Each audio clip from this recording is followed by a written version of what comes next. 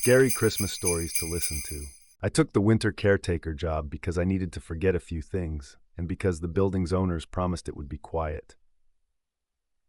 A department store shuttered for renovation. 6 floors of mannequins draped in sheets and perfume counters that smelled like stale violets. They were ripping out everything in January, but until then someone had to sit nights in the gloom and make sure copper didn't walk off. That someone was me. The manager, a woman whose lipstick never touched her actual lips, handed me the ring of keys and a laminated map and pointed to the 6th floor. "Old holiday display," she said, making a face. "We used to call it the North Pole. Kids mailed letters up here in December. Don't worry about it. We cut the power to the animatronics years ago." My shift started at 10. At that hour, the building was a quiet cathedral of dust motes and exit signs. The elevators were cut, so I climbed. 4th floor. Ladies' shoes under sheets, like sleeping boats. 5th floor. Housewares wrapped in brittle cellophane. 6. The heavy door scraped the frame when I pushed through, metal complaining in the kind of way that sounds like it remembers your name. Cold greeted me. It had been cold on the stairwell, but this cold was more precise, a fingertip pressed to the notch at my collarbone. The fluorescent fixtures hummed but never quite woke. The room stretched the length of the building, low ceiling, fake snow hills under grayed-out spotlights. Plastic candy canes leaned at tipsy angles. A sleigh sat to one side, red paint blistered, harness cracked. Behind it, a cottage facade with a door painted peppermint and a brass slot labeled "Letters to Santa." My flashlight's beam found scraps of glitter, confetti snowflakes, mica that pretended to be ice. The smell here was old cardboard and a whisper of peppermint, as if someone had just unwrapped a candy and hidden the paper in their fist. I walked the perimeter. My boots creaked on sticky tiles. The walls were hung with garland bleached brittle, and in a corner, an animatronic elf slumped in his chair, grin too wide, cheeks permanently ruddy. A frayed cable hung out from under the chair like a tail. The security desk sat by the stairwell, an old folding table, a cracked ergonomic chair, and a space heater that whined when I spun the dial. I checked in with the downstairs camera, grainy view of the lobby doors, and settled in. The cold never lifted. It was fine, I told myself. I could do cold. I'd spent whole Decembers on porches as a kid, ears stinging, watching for someone who never came home on time. Cold wasn't the worst feeling. In the first hour, the building made itself known in expanding metal and settling heat. A pipe clicked somewhere. The wind feathered a sound against a vent like the soft brushing of wrapping paper. Streetlight leaked through slats in the window blinds, laying greased stripes across the faux snow hills. Midnight came with a sigh from the space heater and the elevator cables far below whispering to themselves. I made rounds at 12:30. Flashlight along the edges of the display. The sleigh's shadow leaped and shrank as I passed. The letters slot gleamed dull, brass cold beneath my gloved fingers. I lifted the flap, mostly to show myself it was empty, and saw only darkness. And then, maybe it was a trick of the beam, something pale as a moth flitted deeper within and vanished.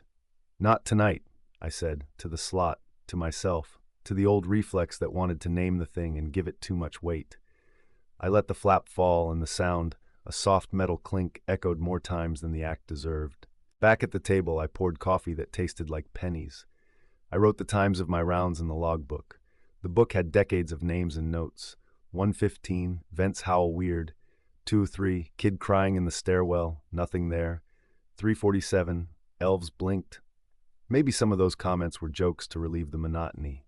I underlined my own entry to anchor it. 12:40 a.m., north display secure. Wind strong. All good. The heater clicked off again. The cold came right back and sat in my lap. At 1:15 I heard bells. Not a jingle from the street or a phone notification with a cute seasonal tone, but a thread-thin tinkle from somewhere inside the display, like glass ornaments kissing. It came once, then again. Not rhythm, exactly, but intention. I set the mug down, and the small sound of ceramic on wood sounded huge. I stood, and the heater whined in a breath, then died. "Power's stupid up here," I told the dark, but my flashlight was already lit, beam cutting a crooked path over frosted hills where footprints showed. A narrow track, sharp-edged prints like hooves maybe, or a child's shoe pointed too narrow to be right. They emerged from the far wall as if the plaster itself had let something through and led to the sleigh, stopping beside it. The sleigh was empty, of course. The old animatronics never moved now. I fed the light into the interior of the sleigh, half expecting to see a cat, a rat, something living that would run and prove this was just a building, not a mouth. But what lay in the sleigh was a book. I hadn't noticed it when I did my rounds. It should have stood out. The sleigh's paint was dull, but the book was upholstered in red leather, bright as a heart, corners reinforced with tarnished brass. Snowflake tooling scrolled the cover. No title on the spine. When I reached for it, my glove found it cold, colder than the air, cold that leaked and sat in my palm like melting lead. I put it on the folding table because that was how you treat a found object. You give it a name, lost and found, and a place until morning. The bells didn't sound again.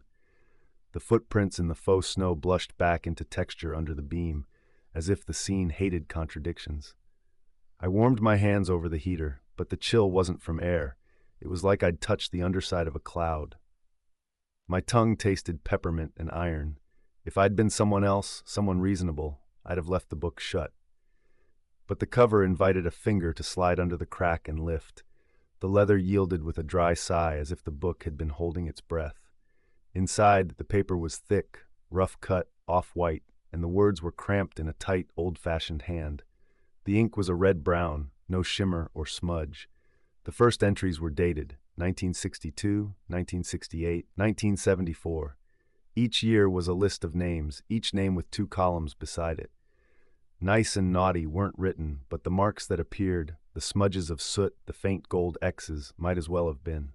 Some names I recognized. Employees written in pencil, notes about scheduling, then children whose surnames were the same as old local families I'd heard of, a ladder of small people reaching up the decades. I turned pages. The entries changed over time. Ballpoint ink crept in one year, then back to that red-brown. The leather creaked like a chair. 1997. The year I was 10. The paper smelled like cinnamon and damp wool. And there, halfway down a page, was my name. Everything went narrow around that line. The writing of my name wasn't in the cramped hand, though. It tilted in a way I knew intimately, a teacher's slant I had forged by watching, an angle that appeared when I lied. Next to my name was a mark. Not gold, not soot. Something between the two, a smudge like a finger not clean of ash had pressed and then lifted. No note, no gift, no correction, just a mark. I closed the book. The cover stuck a little, then fell shut with that same exhale. My reflection in the glossy red showed pale and stretched. Bells sounded again, farther away, or under my chair, or both. I stood, the chair scraping a cry from the floor. The department store answered with a hum that came and died. Somewhere, the building exhaled too. Those lists were a game people played. Parents threatened coal or gave you an orange to teach a lesson, and you laughed later. But the precise way my name existed there, without explanation, tightened a string in my chest I'd kept slack for years. I did not think of the ice on Gleason Lake. I did not think of the dare and the boy and the crack and the sound the air makes when someone falls through. I did not think of how I ran and didn't tell for an hour because I was afraid of being the one who'd started it. I did not think. Something moved in the cottage facade, the peppermint door. It unlatched with the careful sound of a new knife slipped from tissue. I pointed my light and the beam struck the painted wood. The handle sat turned now. Air breathed through the crack, cold as anything I'd known, and smelled like snow that had never touched city dirt. "I'm security," I called, because a script helps in moments when the world's rules shift. "This floor is closed." My voice didn't come back to me. It was swallowed. The door opened another inch. The space behind it wasn't the little storage cubby I'd assumed would be there. Instead, darkness and a powdered slope descending, as if the display's fake hills led into some deeper somewhere that made my eyes water to look at it. My light fell into that dark and came back muted. Footsteps in the faux snow that weren't mine. Soft, careful, the way someone moves when they know they're being listened for. I set the book down and picked up the baton I kept under the table because it was company to have something that could make noise. "Stop right there," I said, and stepped toward the peppermint door. What came out was small and wrong. It was the size of a child. Its clothing was a parody of warm, green felt tunic, red shoes curled at the toes, a hat that listed to one side. Its skin had the sheen of wax left too near a heat source, the grain of a mannequin, and where its smile had been painted was now blistered with fine cracks. The eyes were glass, but someone had placed beads of dark resin at the corners so it seemed to water with emotion. It lifted one hand in a greeting or a plea and opened its mouth. The sound wasn't a word. It was a chain of bells mangled by a garbage disposal and a tiny set of teeth chattering in a jar. It stepped forward, and plastic snow dented as if it had weight. Behind it, in the tunnel beyond the door, other figures shifted. The shapes were all wrong sizes. Something big breathed once, with steam, actual steam, and retreated deeper to watch. "I don't know what game you're playing," I said, meaning it only half a lie, because part of me knew exactly the game. Part of me had signed up for it when I ignored the way the lake bubbled. "But it's over. Store closes." I raised the baton. "Now." The elf cocked its head. Its glass eyes rolled toward the sleigh. "The book." Then it looked at me. It placed one finger to its cracked lip and shook its head. "No. No loudness. Not here." My name itched on the paper without the book being open. It itched in my bones. Maybe it's the blood heat that inks the letters into the page. Maybe it's something else. The elf's mouth moved, a hiss like old ribbon sliding against a box. Forgotten. My stomach failed me in a slow drop. Forgotten. Not nice or naughty, not forgiven, just not accounted for. I didn't fit the ledger's binary, and the system did not enjoy loose ends. The elf stepped closer. Its joints squeaked. Behind it, the tunnel dark breathed, and the bells picked up an arrhythmic music like many careful hands searching through a bin of ornaments. I backed until my calves bumped the folding table, batting my shin against the corner. The book sat there quiet as a tomb. "What do you want?" I asked, because asking is humane, even when they aren't. The elf looked at the book. It reached out. Its fingernail, painted a glossy green with a tiny white tree, tapped the cover. The sound had a weight to it, like someone tapping the lid of a coffin to check the seam. Then it made a motion with the other hand, the simplest one. "Sign here." I understood then with the clarity that sometimes does come in fear. The list didn't forget out of mercy. It forgot out of error. I'd slipped its net. Tonight it had found me. "I don't owe you," I said, stiff-backed against the table, the heater a cold lump at my hip. "I was a child." The bells behind the door laughed, not kindly. The cottage door swung wider with no hand on it. Cold rolled from the tunnel like fog from a freezer. The elf cocked its head again, listening to instructions I couldn't hear. Then it leaped with a jerk that would have been comical if it hadn't been aimed at my throat. I moved without thinking. I swung. The baton cracked the side of its head, and resin spidered out in a starburst. It fell, mouth working on stunned bells. My breath came hot and fast and visible. Behind the door, the shapes shifted, agitated. A bigger shadow stepped forward, enough to lean a suggestion into the light. Horns, or were those antlers? A crown of branches? Steam pushed from flared nostrils. Hooves sucked free of unseen drifts. "Stop," I said to the book, the door, the past. I slammed the book open, the pages thumped against the table, some of the gilt rubbing off on my wrist. 1997 turned up as if the volume knew what I needed. My name stared at me, small and smug as a note scrawled during class. I had a pen. Security guards always do. I pressed the tip to the page and wrote, not an apology, because I had said those in other places to other people and never felt lighter. I wrote I heard. I ran late. I wanted it to not be true. I wanted to still be good. Words charged the air. The heater stuttered alive without power, the red coil an eye. The bells at the door fell silent.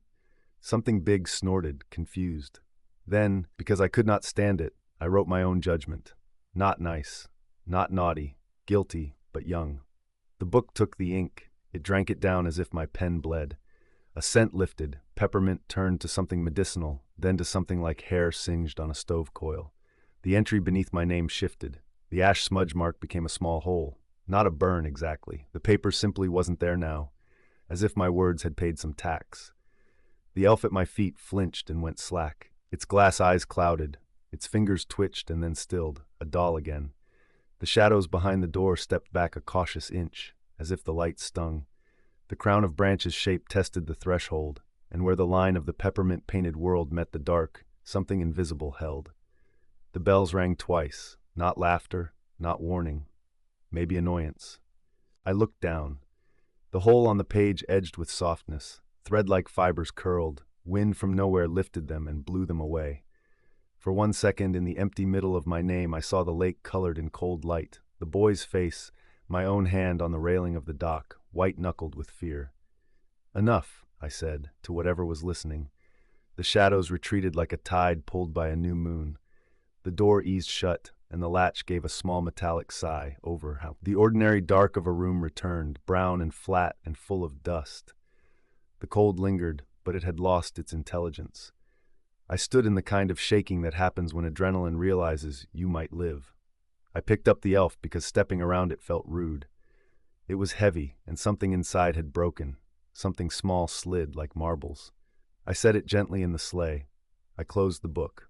The leather looked older now, not heart red but a dried berry color.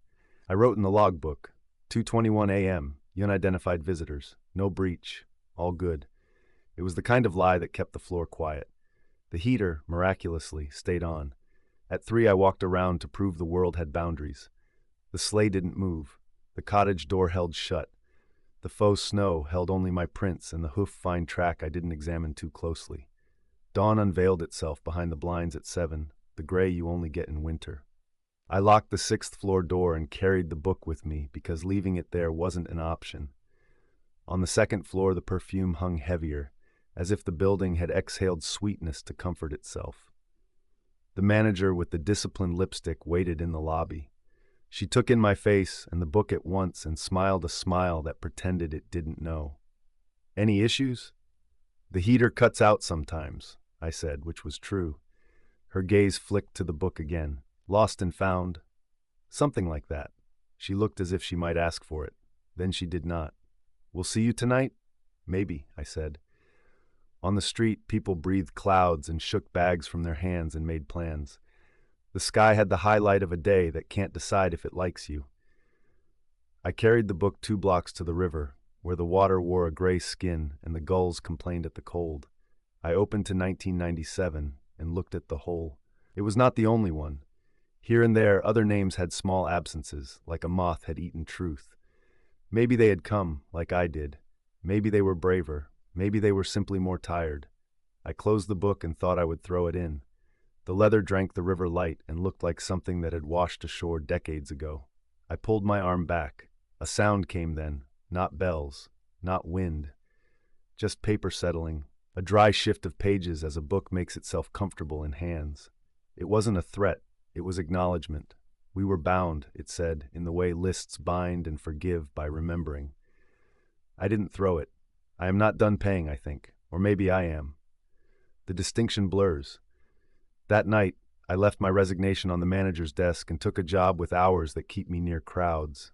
But sometimes in line at a coffee shop in late November, I feel a cold fingertip at my collarbone. The bell on the door jingles a thread-thin tinkle that wants to be a sentence. I touch the book in my bag like you pat a pocket for your keys. I'm carrying it because I think that's the deal. The forgotten list needed a keeper who knows what it means to forget. On certain nights, especially when the first snow falls, I open it. I look at the holes. I add a note to a name when my hand allows it, not to judge, but to witness. Sometimes, when I make a mark, the air sweetens with something peppermint and iron. Sometimes a laugh, bell-like and far, skips across the rooftops. And sometimes, climbing my apartment stairs with the windows bright and the world regular, I swear I hear hooves a beat behind me, careful on concrete, as if something old and enormous has chosen not to drag me back through a peppermint door. Not yet. As if it accepts the kind of penance that looks like living. I do not turn around. I've learned there are lists you face and lists you carry. Santa's forgotten one is both. I didn't intend to stop in the village. My phone's map flickered out just after the petrol station. The road tilted into fog and farmland, and the rain turned the world into a smeared graphite drawing. I saw a wooden placard, handcrafts and antiques, splintered and leaning in the wind like it was bowing to me. The engine coughed. I pulled over. In the wavering gray stood a narrow shop with a crooked porch, a bell hanging from a bent iron bracket. Half the windows were blanked by condensation. A strand of fairy lights burned weakly in the fog like the last embers of some festive mood that never caught. I killed the engine, and the sudden quiet felt like a hand pressed over my mouth. Inside, the bell barely sounded, a papery ting. The air smelled like cinnamon and old paper, and something sour underneath, like dried flowers that had rotted silently in their vases. The shop was small but dense, the way old shops are, every aisle a careful sideways shuffle. There were shelves of tarnished picture frames, cracked porcelain, a bucket of walking sticks with carved handles, and oddly a whole corner devoted to ornaments. Holiday ornaments, though it was late September. No season, yet here were wooden angels, ceramic bells, glass spheres blushed with gilt. Some hung from a wire tree whose base was a nutcracker's head with missing teeth. "Hello," I called. The fluorescent lights hummed. A clock ticked too loudly, the clack-clack of its pendulum like someone's heel crossing a bare floor above me. No one answered. The ornaments drew me in. They were beautiful in an uncanny way. Every angel's face a little too human, eyes shaded as if they had irises. A snowflake cut with such delicate lacework I feared to breathe near it. A fish that gleamed with iridescent scales arranged in careful chevrons. And then there were the ones I didn't recognize. Festive, yes, but not of any holiday I knew. A tiny hand, no bigger than my thumb, posed as if to hush someone. A wreath made of what looked like braided hair, fine and pale. An owl whose wings were a layered mosaic, each feather's barb traced so precisely it felt like a whisper against my fingertips when I leaned closer. The bell over the door didn't jingle again. If anything, the air got heavier. I noticed a counter at the back, a small book turned face down next to an ancient-looking cash register. A piece of card, back in 5 minutes, balanced against a ceramic bear whose nose was chipped. The handwriting was small and perfect, like a seamstress's stitches. I should have gone back to the car, waited, tried the engine again.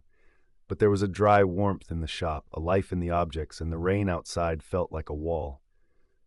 I drifted down an aisle of glass bells, each painted with a different scene. A church in snow, a river under stars, a face, half hidden by long hair, peering around a doorframe.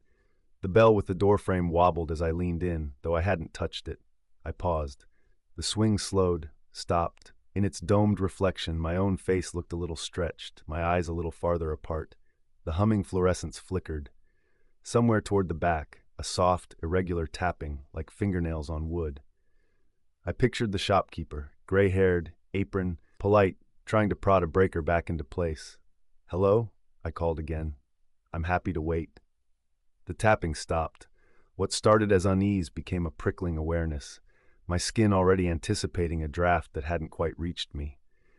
The ornaments on the wire tree trembled, not together, but sequentially, as if a small wind threaded through them. I looked for a vent. There was none. I stood still until I could hear the clock again, its pendulum working the air into slices. A bright red ornament caught my eye, tucked behind others, a sphere, but not quite symmetrical. I nudged aside a tin soldier and drew it out on its ribbon. It was warm, not a dead warmth from the room, but a held-in heat like a stone from a pocket. Its surface wasn't glass. It had the soft luster of polished wood, but there were ridges subtle as fingerprints and a faint pattern of whorls. The ribbon was not satin. When it slipped against my skin, it was slightly tacky. Blood rose in my face. I put it back, carefully, and wiped my fingers on my jeans without meaning to. Behind the counter, a curtain hung in a doorway, the kind with beads sewn along the bottom. A faint draft tugged the beads into a slow sway. I shouldn't have, but I called out and lifted the curtain edge with 2 fingers. "Hello? I only need directions, and your ornaments are lovely." The room beyond was narrow, lined with shelves, a workbench under a harsh lamp whose light pooled onto a leather mat and a constellation of tools. The sourness was stronger here, a perfume that had curdled. I took a wary step. On the bench lay an open wooden box filled with different threads, no two the same. Some coarse, some fine, some pale as milk, some darker with a copper sheen. Each was labeled with tiny tags in the same neat script as the sign. The nearest read, "Cheek, Rose." I didn't breathe for several seconds. Next to the box was a small ledger, the kind with ribbon bookmarks and hand-drawn columns. I could have left. I could have dropped the curtain and walked out and told myself any story later. But the ledger was open, and my eyes fell into it. Date, name, contribution, use. The last line read, September 21st, E. Weatherby, lobe, angel wing borders. My lower lip tingled like a wound. I swallowed, and the reflex felt loud in the small room. The tapping began again, closer, and in it I heard not fingernails, but the gentle percussion of something that didn't want to be where it was. A sound like a little heartbeat bumping glass. Hanging over the workbench was a line of ornaments in progress. I tried not to look and failed. A bell whose clapper was a tiny knuckle. A doll with a face too soft, the way skin is soft after a bath, damp-looking and pink. A disc rimmed with minute braids, tight as if to guard a secret. "Can I help you?" said a voice behind me. The curtain brushed my shoulders as I turned. The woman standing there had a face you wouldn't notice in a crowd. Middle-aged, hair pinned back, a cardigan buttoned wrong by one button, but her eyes were riverstone blue and weary in a way that felt practiced, an old endurance. She did not look surprised to find me in her workroom. If anything, she looked like she had been expecting to. "I'm sorry," I said. The apology slid too easily out of me and kept going, tugging more words with it. "My car. Your sign said 5 minutes." She glanced at the clock in the corner that had no hands. "Time is a seasonal thing in here," she said. "Did something catch your eye?" Her gaze flicked to the bench, the ledger, the hanging line. I waited for her to be embarrassed. She wasn't. If anything, she was proud, the way a gardener is proud of a bed of roses you can't yet smell but can already see. "The ornaments," I said. "They're beautiful." My voice came out thin. The back of my neck was damp, and I had an absurd certainty that if I raised my hand, it would come away dusted with glitter or powder, like I had leaned too close to something that wanted to mark me. "They are," she agreed. "They keep. Better than photographs, I think. Photographs fade." She moved past me without touching me, but her cardigan brushed my arm, and was it wool? It was too smooth. "It's a pity you came today. The rain keeps good customers away, and the curious tend to wander in. I can go." "You could," she said, "but it's been a while since someone with a good eye came by." "I'm just lost," I said. It sounded childish. "I only need the highway." "And you came into a place full of maps," she mused. "How lucky." She picked up the red ornament I had held and weighed it in her palm. "This one is new, warmer than it should be, isn't it? They do that at first." "What is it made of?" I asked, though I feared the answer. She smiled. The expression sat oddly on her face, as if it had been sewn on. "You can feel it already, so what does it matter what I say? Some things we like better if we don't name them. They stay small that way, harmless." The humming of the lights wavered. One of the ornaments on the line, a small pale star, twitched on its hook. I wished it were a draft. It wasn't. "I'll be going," I said, and turned for the curtain. "That's unkind," she said. The word stopped me. "Unkind? To come in, admire, and then leave without taking anything is rough," she said in a voice that had been rearranged into brightness. "I make things meant to be taken. Otherwise they hang and hang until the hanging becomes the only thing they know." "It's not my style," I said, and even as I said it, something stroked the back of my knee like a cat moving past. I flinched, looked down. Nothing but a coil of ribbon that hadn't been there a moment ago, edging itself across the floor, tip lifting like a tongue. "Of course it is," she said softly. "You came in because you recognized something. You have the look. People who have the look feel it. The pieces feel them back." "I don't want." I started, but out in the shop, the bells began to answer each other.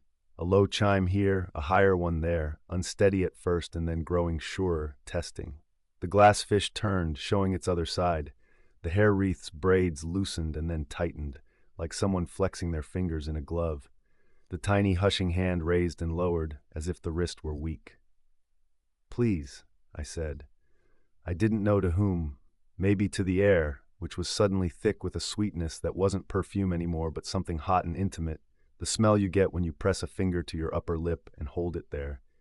The woman didn't move to block me. She simply tilted her head. "What do you call the ribbons on gifts?" she asked. "When you curl them with a blade? They spring back. They never want to lie flat.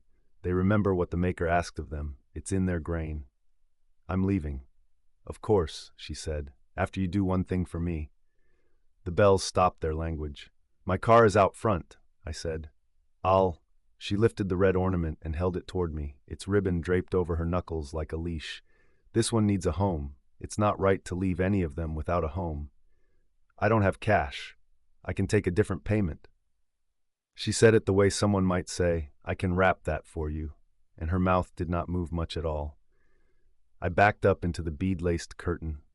The beads whispered against my shoulders, a hiss like a room shushing itself. The room watched me. I felt it in the old way you feel eyes in the back of your head, a tug at some nerve we don't have a name for. Each ornament I could see held still with a kind of held breath, and in that stillness I recognized the noise I had been hearing since I entered. Not the hum of lights, not the clock, not the rain. It was the small, continuous sound of many small things adjusting themselves. You don't notice it in a forest until you stop moving. You don't notice it in a room full of hung objects until they all prepare to move at once. I'm not buying anything, I said, surprised at how calm my voice was. I'm sorry. Her eyes cooled. Then contribute, she said. When I didn't answer, she sighed gently, as if I had disappointed her after much patience. Your ear, she said, with that same neat, clerkly tone as the ledger. Just the lobe, a tiny piece. You won't miss it, and you'll have a story to tell. She set the red ornament down and reached without looking to a drawer full of scissors, some with stork heads for handles, some curved, some tiny as for trimming nails. Something inside me went very still, like a pond when the dragonfly finally lands. The world divided into two paths, the one where I turned and ran, dragged the beads down with me like a veil, and flung myself into the rain, slippery street, key-fumbling engine that may or may not start. And the other, where I stayed, and the scissors made their bright whisper, and I pretended to be brave. The bells resumed their conversation in a whispering chorus. The bead curtain ticked against my back. I ran. I didn't decide to. My body decided for me like it had been rehearsing. I burst through the curtain and into the dim shop, and as I did the aisles seemed narrower, the shelves closer, the ornaments on their wires all just in reach, as if they had leaned toward my heat. A red ribbon curled around my wrist and tightened. I tore it away. A glass bell swayed, and something inside it struck the side with a thud that had no ring to it at all. Stop, the woman called. It wasn't a shout. It was a command given to a dog about to dart into the road, and the word rolled over the shop like a drawn blade. The ornaments jerked as one. The tiny hushing hand lifted, and then, impossibly, pressed two fingers to its lips. I made it to the door. The bell above it scraped its pinched tongue against metal, a sound like a scraped plate. The door stuck. My palm slid on the handle. The warmth of the shop attached itself to me like a second skin. I threw my shoulder into the wood. It opened by inches. Cold air knifed in. The lights flickered, and for a heartbeat the room was lit only by that skeleton string of fairy lights, and every ornament's shadow was a person turned toward me. Then the door was open, and I was out on the porch in the rain. I leaped the last step. The street was slick. I nearly went down.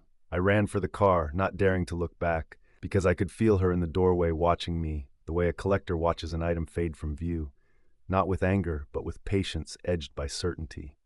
The engine coughed twice and caught. The dashboard glowed its dim, faithful green. I pulled into the road. The wipers dragged water into smeared crescents. When I finally looked in the rearview mirror, the shop was a smudge of light, and then nothing at all. No sign, no porch, just fields, rain, the road's chalk line sliding under me. I didn't stop until the fog thinned and the highway appeared like a mercy. Only then did I slow. My hands shook, my ear throbbed, and I touched it and found my lobe intact, whole. I let out a breath that tasted like old cinnamon.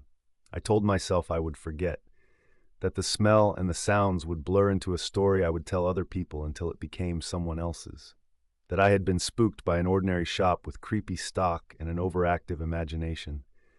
It worked for a few miles. Then, at the first red light in the first town, I glanced at the passenger seat. The red ornament sat there, perfectly round, ribbon coiled around itself, like a sleeping thing. Water from my jacket had slicked the upholstery where I'd thrown myself into the seat, but the ornament was dry, beaded with a sheen like breath on glass. I stared. I hadn't taken it. I was certain. I hadn't touched it since she lifted it, and the bells shivered, and the stoplight turned green. The driver behind me honked. I pulled forward on reflex. My mouth dried out so thoroughly my tongue felt foreign. I reached for the ornament with 2 fingers, the way you pick up something delicate and disgusting at the same time. It was warm, warmer than before, now almost feverish, pulses of heat in the pads of my fingers that did not match my own heartbeat. I opened the glove compartment and shoved the ornament inside, slammed it, and drove. At home, I left it in the compartment. I told myself I'd throw it away in the morning, and in the half-sleep afterward, I dreamed of a room full of objects whose job was to be forever almost still. In the dream, something was added to the line above the workbench, and the warmth that left the room when it left was enormous, like a crowd sighing. Morning came with a white headache and a reluctance to move I can't explain. I made coffee I didn't drink. I looked out at the clean, workaday light and laughed at myself, because daylight makes us all liars. I went out to the car, opened the glove compartment, and stared into its small darkness. It was empty. There was, however, a new ornament hanging from the little hook under my rearview mirror, the one I'd never used. Not the red sphere. A tiny angel with delicate outstretched wings, shaped perfectly, each feather combed into whorls so fine they made my eyes ache to track them. The angel swung slightly, though the morning air was still. Its face was blank. Its mouth was a line as thin as a seam. I reached up slowly. My finger traced the wing's edge.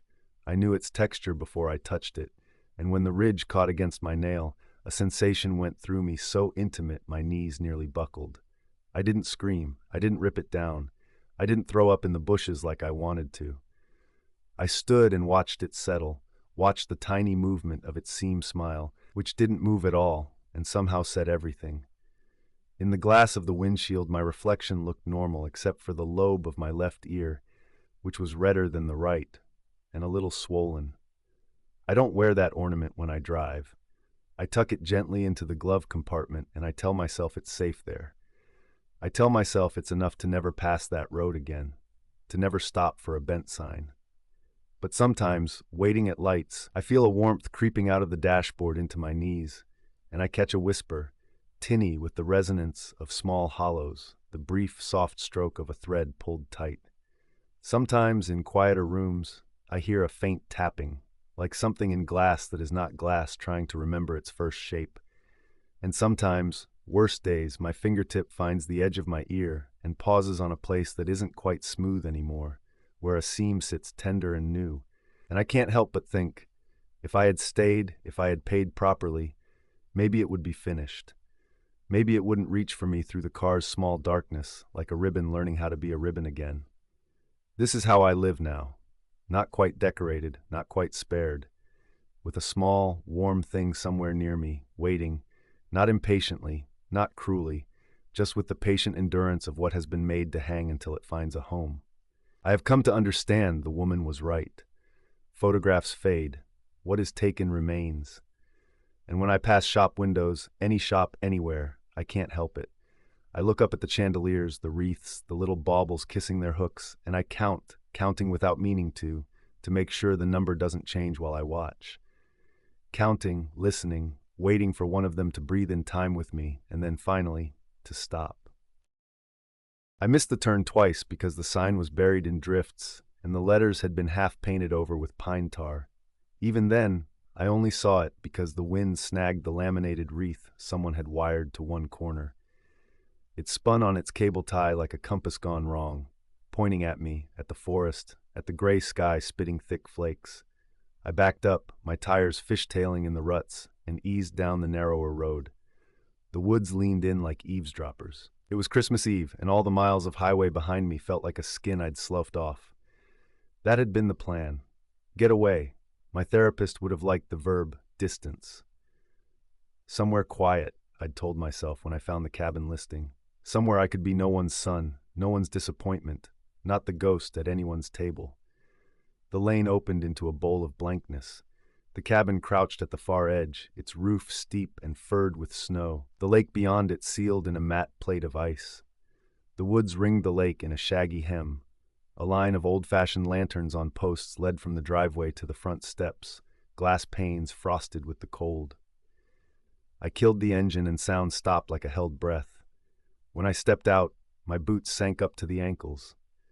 The snow looked wrong up close, not white but blushed, as if the last light of sunset had bled into it and got trapped. The flakes that landed on my glove melted into faint pink tears. I was cold enough not to want to think about that too hard. Inside, the cabin's air smelled of cedar and ash.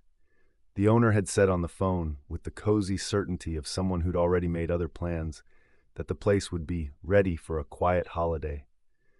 There was kindling stacked beside the black iron wood stove, and a metal kettle waiting on the hearth like a prop in a storybook illustration. A cardboard box of festive touches sat on the rough-hewn coffee table. A string of dented brass bells, a tray of candles, a tiny artificial spruce no taller than my forearm with a coil of red ribbon around its base. I set my phone on the windowsill where a bar of reception flickered and died, hung my coat on a peg, and built a fire.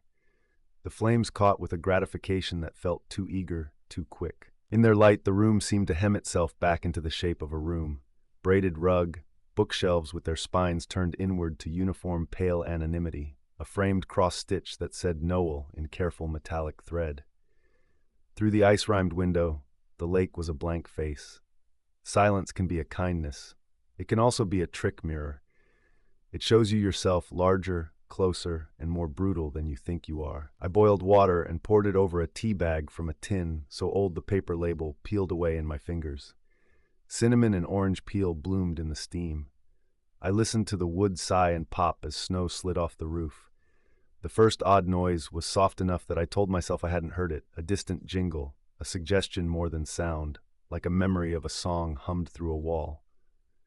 I held my mug near my face to warm my nose and stared harder into the flames. It came again, a little clearer, a cluster of bells shaken once, twice, then stillness. Not kindly sleigh bells, not the plump cheer of cartoons. These were thinner, sharper, like teeth clicking together. Wind, I told myself. Wind through those brass bells on the coffee table. Except the bells were still in the box. I set the mug down and went to the window. The lanterns along the path were lit. I had not lit them.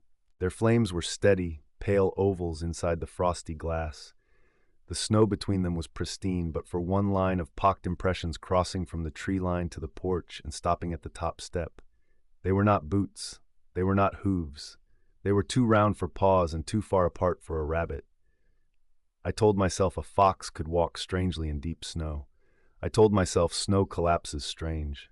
I told myself to open the door and go look and be done with it. I did not open the door. Instead, I found the light switches and flicked every one. The cabin obeyed with a soft, grateful click. In the bathroom, the mirror had a black starburst at one corner, as if something had struck it from inside the glass. I brushed my teeth earlier than I otherwise would have, as if getting the chores of the evening out of the way could prevent the night from doing its part. By the time I returned to the fire, I was laughing at myself. The sound was too loud in the small room, but the laugh helped. I took the string of bells from the box and draped it over the mantel. They chimed once with a delicate, contained sound. When they were still, the room felt more complete, as if a lock had slid home. After a while, I dozed in the wingback chair with the blanket over my knees. Dreams came like whispers through burlap, hazy shapes, someone calling my name in a voice that didn't belong to anyone I knew. The fire's heat made my eyelids heavy. I blinked, and the clock on the shelf read 11. I blinked again, and it read 11 again. The power went out. Not a falter, not a flicker, and a recovery, just a clean, decisive cut. The lamps blinked to black, and the refrigerator in the little kitchen stopped its humming. The fire's barrel orange light remained. In that new quiet, the cabin altered around me. It felt like being inside a held breath.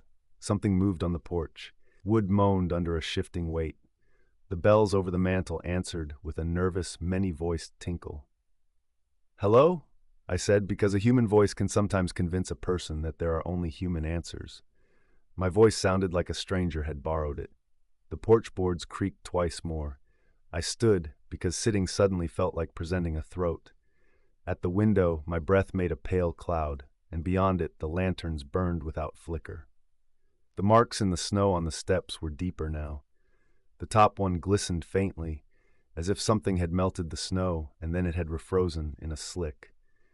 I found the flashlight in the drawer exactly where the cabin's owner had said it would be. The beam cut a pale tunnel through the dim. At the door I hesitated. I had no reason to believe that opening it was wise. I had no reason to believe that not opening it was safer.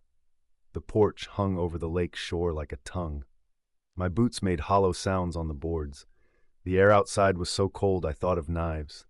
Snow ticked in the beam of my light. I traced it across the lanterns, the posts, the far bank, the trees that stood like a congregation with their heads bowed.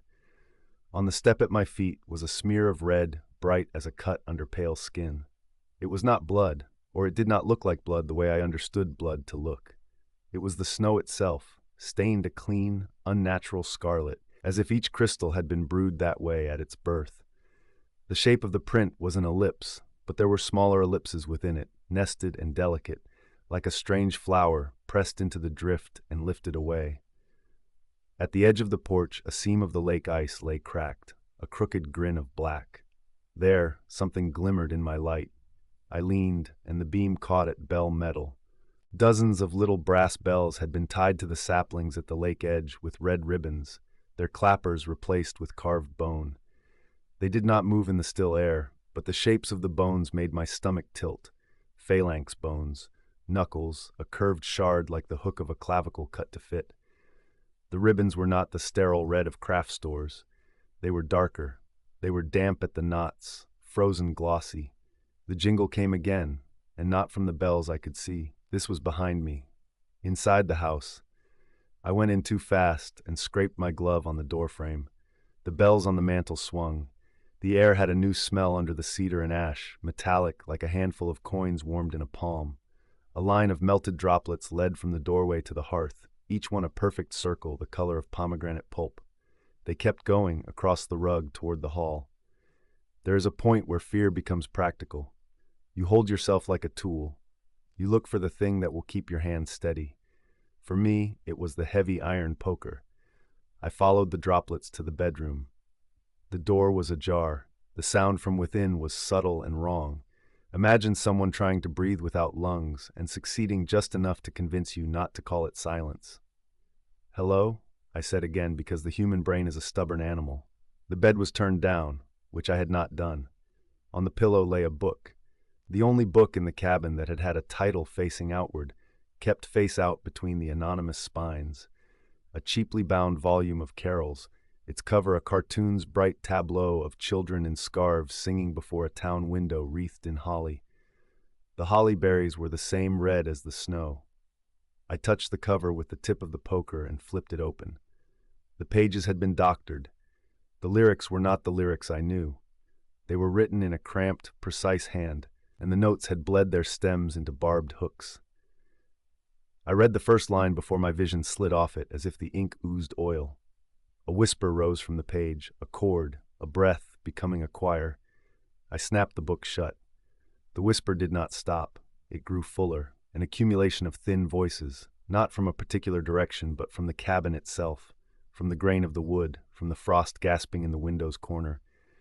Under it there was a tapping, a patient fingernail against glass. Every lantern outside went dark. I turned toward the window in the living room like a magnet turned toward a lodestone.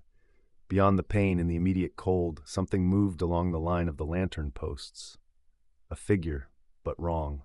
Tall as the tallest man I'd ever seen, and thinner by half. Dressed in something that hung and swayed like a coat stitched from old sailcloth. A hood was pulled up. The face beneath was a puzzle of hollows. It was not walking so much as choosing not to fall. The snow reddened where it touched. When the figure raised an arm, bells answered from the trees, from the eaves, from somewhere not outside at all. The choir in the walls hummed a note that slid between keys like a knife between ribs. I do not know what part of me went for the little spruce tree on the table, the human part that sees green and thinks life, or some older part that knows fire is a tongue that can speak to more than one kind of darkness. I knocked the spruce to the floor, tore free the red ribbon coiled around its base, and wrapped it around the carol book. The ribbon came away sticky. My hands didn't care. I shoved the bound book deep into the wood stove where the fire had shrunk into a bed of red eyes. Paper catches fast. The pages curled, blackened, sloughed into embers that cracked and spat. The cabin's chorus hiccuped, fell out of time. A bell somewhere gave a single furious clack like a command. The bedroom door slammed. The front door tried and found itself latched. The window panes crowded with frost as if a spectral lung had condensed against them from the outside. "Stop," the choir said, or something like stop. It was not a word, not in the way a mouth makes one. It was a suggestion that arrived in my gut as shame, as the memory of being ate and caught with stolen candy, my mother's disappointment, a clean thing. The thing outside leaned its head against the window. The glass bowed inward, concave, until I saw my own reflection stretched and smeared across it. My face elongated, my eyes too wide, my mouth a dark oval. Snow crawled red around the figure's feet like a spill deciding where to go. I did the worst and most honest thing. I screamed at it. I screamed and shoved the poker into the stove until the coals breathed brighter. The carol book became a small city of flame. The smell of the ink burning was like cloves, like old coins, like something that had been alive and was relieved to be ending. The bells at the mantel went wild, a cluster of frantic metallic birds trying to escape their own bodies. The chorus split into threads that tangled and snapped. The figure at the window shuddered. The glass wavered. The red snow at its feet smoked where it touched the sill. "Not tonight," I said. It sounded childish. It sounded like prayer. Outside, along the shore, the ribbons at the saplings smoldered. The bones in the bells cracked and turned gray. The lanterns, snuffed a moment ago without wind, flared again, each a cupped light. The figure swayed, the sailcloth coat bowed by weather I could not feel. Then it did the strangest thing. It stepped backward and was gone. No, gone is too generous and too dramatic a word. It simply was not present in the spot at which I was looking. It failed to be there between one blink and the next. Silence came down in a soft avalanche. I stayed beside the stove, shaking, until the last of the book was a tumble of brittle ash. The bells on the mantel slowed. The hum in the walls thinned to the kind of absence that lets you hear your own blood. After a long time, I dared the latch and eased the door open. The porch was a first draft of the porch I had remembered, boards less themselves without the threat pressing up against them. The marks in the snow had filled a little with new fall, but did not vanish. Where the figure had stood, the red seeped outward like watercolor into a blotter. I lifted the nearest lantern from its hook and held it high. The flame held steady and unamused. The saplings along the shore dripped black at their tips where the bells had been. The bones were gone, cracked into powder or eaten by light. Back inside, I refilled the kettle and told myself the normal lies you tell a body that wants to live, that I had been overwrought, that the isolation was too much weight on an old injury, that I had burned a haunted book and spooked a drunk hunter in a costume he'd made for a village play, that the snow was red because of algae or dust, because of a trick of light. I slept in the chair again, fitfully, the poker leaning warm against my knee. At dawn, the red was more visible. In daylight, there is nowhere for such strangeness to hide. Pink crusts had formed where the melted droplets had been, and when the sun found them through the gloom, they gleamed like sugar. I packed before the kettle had boiled. I did not explain myself aloud, but I also did not dawdle. Keys, coat, boots, bag. I allowed myself one last practical act. I shoveled a line from the porch to where my car was, a pale, rounded hill, and as I shoveled, I heard it, carols. Soft, far, but not far enough. The melody thin and sweet and nearly right, as though the notes had decided to be kind tonight and show their human faces. It took me a dangerously long time to understand that the words in that sweet tune were my name, threaded like a red ribbon through Noel. I drove. The road fought me, and more than once the trees leaned as if they'd been waiting for a cue. The radio, which had been a useless brick last night, found a station and clung to it like a drowning person. I didn't realize it had switched on until the first verse of Silent Night found me. The singer possessed one of those small, perfect voices that get used to sell soap and forgiveness. At the first chorus, the harmony joined, a thinner voice, wheedling and dear. My hands tightened on the wheel. The thinner voice slotted under the melody with unctuous precision.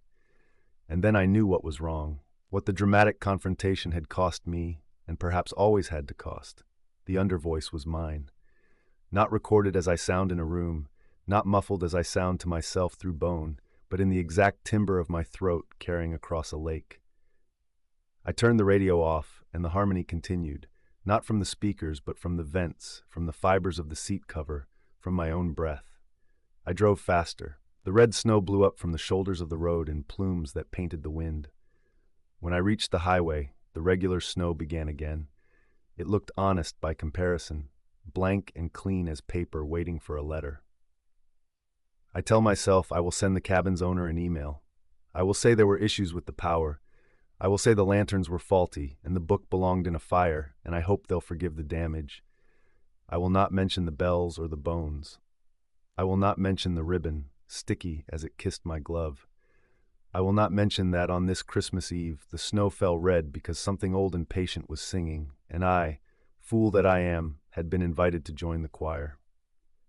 At a rest stop hours later, I sat with the engine idling and watched a family in Santa hats shake de-icer onto their windshield while their kids kicked at a mound of plowed snow. Their boots left ordinary, comprehensible dents. The radio was silent. My breath fogged the glass. And as the fog cleared, I saw it there in the corner of the windshield, delicate as frost and unmistakable, a bow of red ribbon, no thicker than thread, tied into a perfect little gift of a knot. I took it between my finger and thumb. It came away like a hair. It tasted like iron. There is a word that means a song you cannot get out of your head. There should be another word for a song that cannot get out of your lungs. Tonight, when I sleep, I will dream of bells, and of snow the color of a wound closing, and somewhere a hooded figure will lean its head against a window and listen, and smile, and wait for a season that is more than a date on a calendar, but less than forever. I will hum when I do not mean to. Someone will hear and recognize their own name in it. Merry Christmas.